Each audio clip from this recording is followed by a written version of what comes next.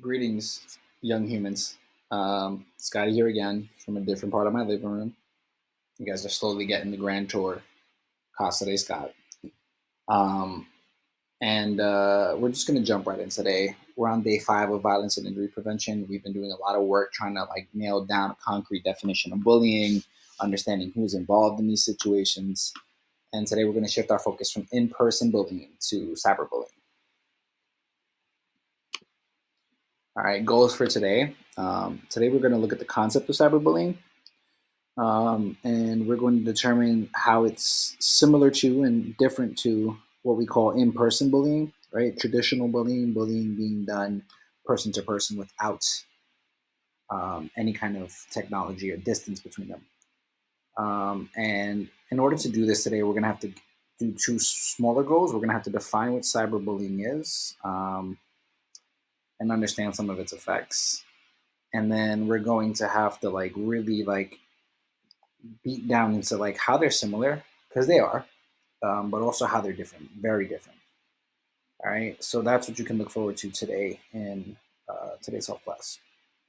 All right, so jumping in, pardon me while I fix my bun.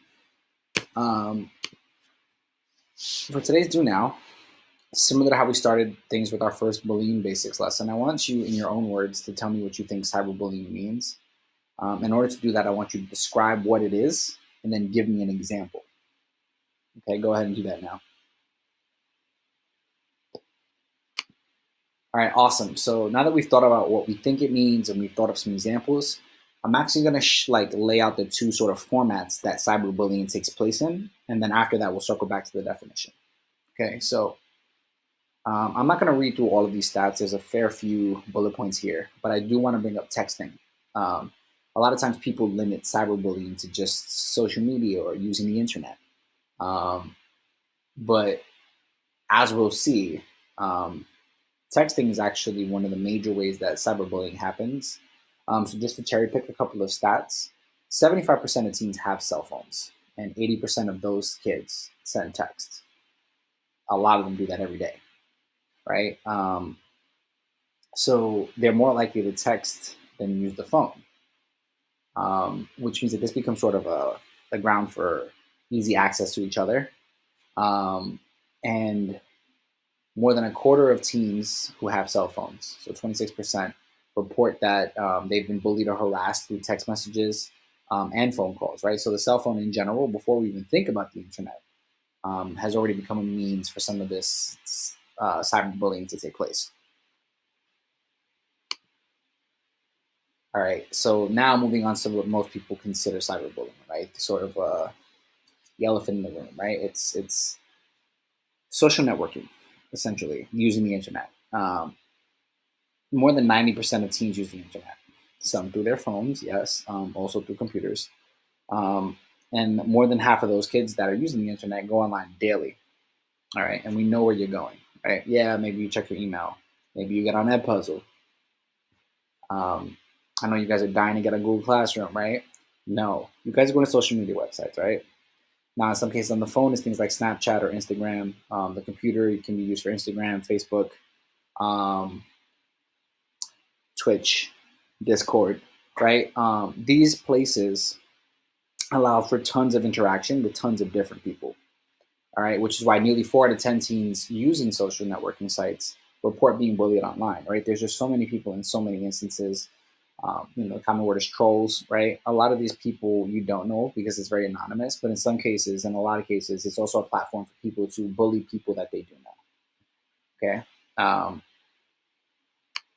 Now that we've looked at where it takes place, the 2 different means, right? Either through cell phone communication or through online platforms, it's important to nail down the definition. So cyberbullying is using the power of technology and communication to intentionally threaten, harass, or create social harm on others, right? It's a pattern of behavior similar to bullying, right? But in-person bullying, but it's done using and harnessing technology and forms of communication, which, as we'll see, makes it very different than in-person bullying. All right, so again, just to recap, cyberbullying can take place via cell phone, computer, or any other digital device, right? So I could do cyberbullying or be cyberbullying now on my laptop, as you guys are seeing me. I could be a cyberbully or be the victim or a target of cyberbullying, just via text messaging, group chats, WhatsApp, things like that. There's a lot of different means for this to happen. All right, and cyberbullying is not like one specific thing, right? Again, take a picture of this slide, jot down the notes, get down these examples, but it could be put downs or threats, it can be harassment, it could be posting embarrassing, hurtful, or threatening texts, or especially images in very public places.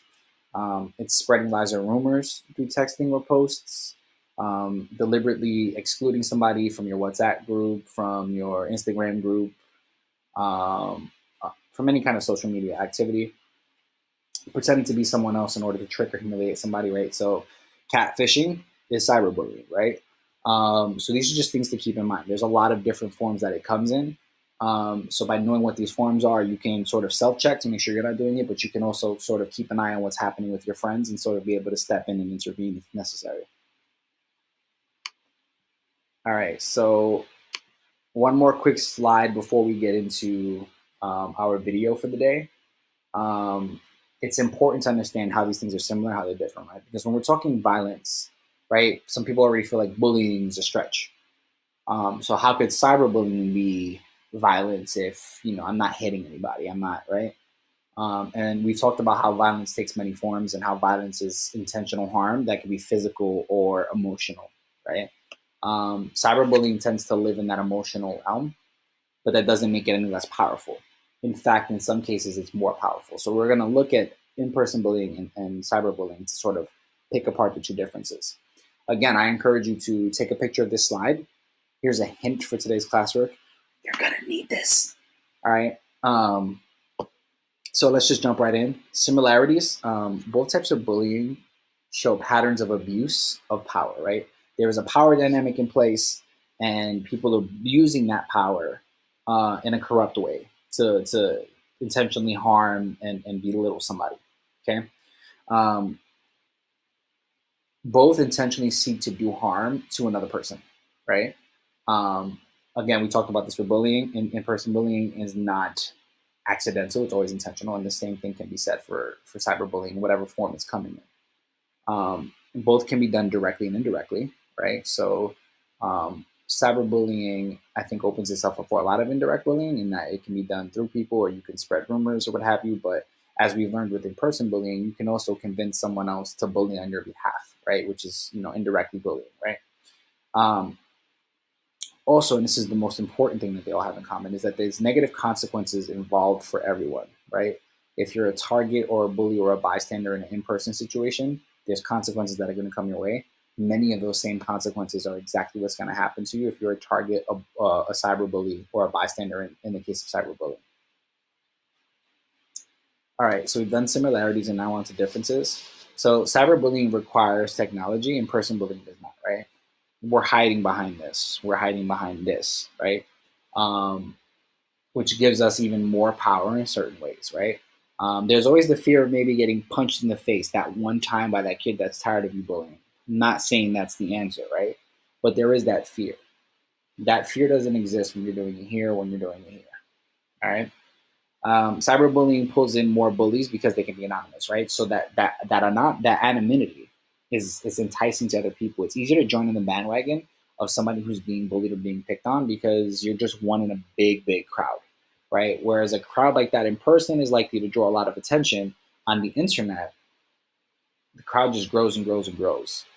People are taking shots at you pretty much the entire time, all day, every day. All right, which brings us to our last difference. Bullies can only strike when they are near their targets, when we're talking in-person scenarios. I have to be at school with you, or I have to have access to you somehow, right? Through another person, whatever it is. In this case, cyberbullies can strike from anywhere as long as they have a cell phone signal, as long as they have Wi-Fi, right?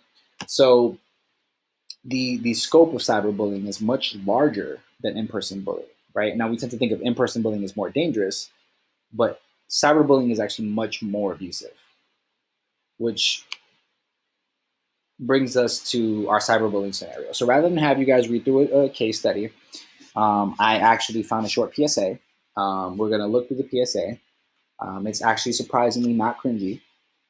We're going to go through it. We're going to think about a couple things, right? So in this scenario, we're going to pick out the target or targets, perpetrators, bystanders. We're also going to think about how it's similar to other acts of bullying and how it's different, right? Like I know we sort of labeled some examples of potentially how, but we can actually use like concrete evidence now to support how it's different and how it's similar, okay? So I'm just going to shift over. Bear with me. All right, give me 1 second.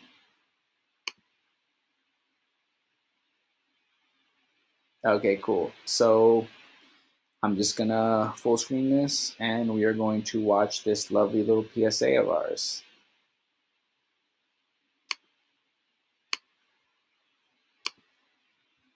Hey everybody, it's Matt Lanter from 90210. Bullying is never right, okay? And it's not cool. Using the internet to bully someone is called cyberbullying.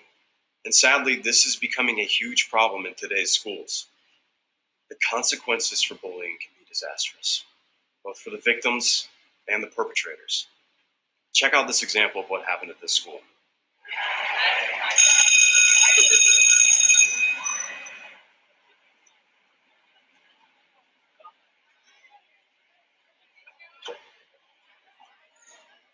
Is that fat pig slut talking to your boyfriend? No way.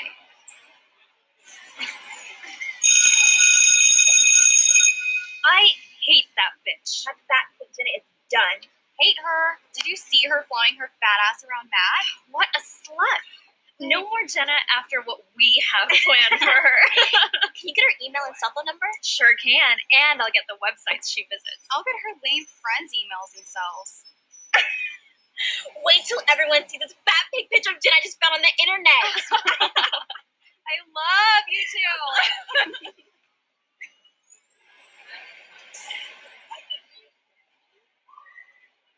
Here comes the pig. Ginormous Jen. You gotta get a picture. That's I gotta get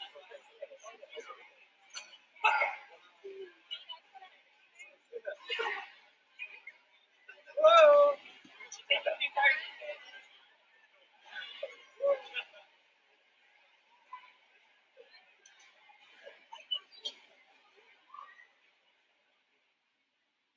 You don't have to worry about Matt and the fat slut anymore. Can you believe that pig going home because she can't handle being called fat? Like, she should look in the mirror. I love this one. FPS. Fat pig slut. Jenna, no one loves you. Especially Matt. We literally can do this all year.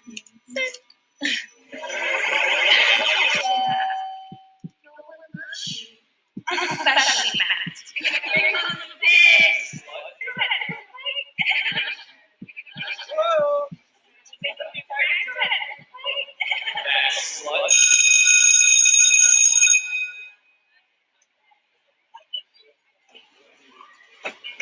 Were you there? Yes. You saw it. I was trying to watch the children.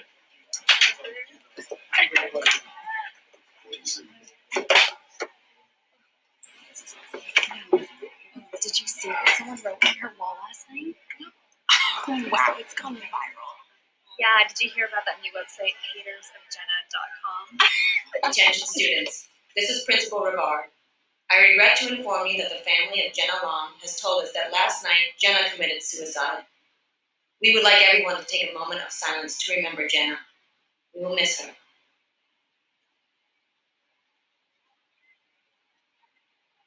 Anyone who needs counseling, please come to the office. And you should know, the school is cooperating with the family and authorities in determining what may have led to this tragedy. Brittany, Shayna, Tanya. Come with us, ladies, please. No, ladies.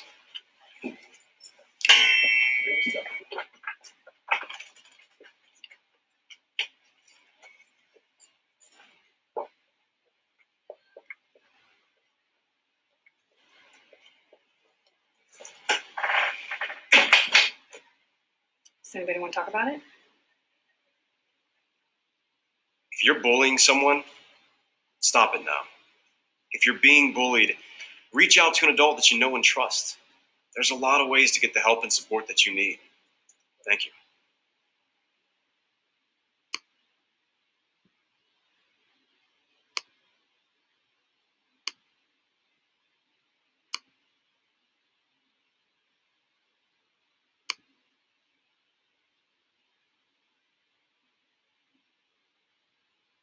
All right, so I lied a little. It's a little cringy. I don't know, something about teenage acting. Anyway, I won't go there. Point is, you guys saw the video. You guys understand that the impact of the bullying is actually somehow larger when it's done through cyberbullying than it is through in-person bullying. And it's also a lot harder to feel like you can get the help that you need. So I felt that it was important for us to sort of see it in action. All right, now this is our last lesson for this week. Next Monday, there's two things going on. So our final lesson is going to focus predominantly on hazing, but your Google Classroom assignment is going to be a short quiz focusing on bullying, hazing, and how to prevent them, specifically cyberbullying, just so that we have like all of that covered. Next Wednesday, the 8th, is going to be a catch-up day. And then we have some time off, okay? So as always, you can find me in the classroom from 11 to 12 on the days we meet, Mondays and Thursdays. I'm there from 11 to 11:30 on Wednesdays. I have office hours from 1:30 to 2:30. Office hours, which I'm either going to use for health, or if you guys want, maybe we can do some like workout stuff. Up to you guys. Let me know what you want to do. And then, yeah, we'll go from there. I'm always available too via Hangouts. You can text me. You can hit me up on Google Classroom, whatever it is. All right. Appreciate you guys sitting through this, and looking forward to a day when I can teach you in person again. Y'all be safe. Scotty out.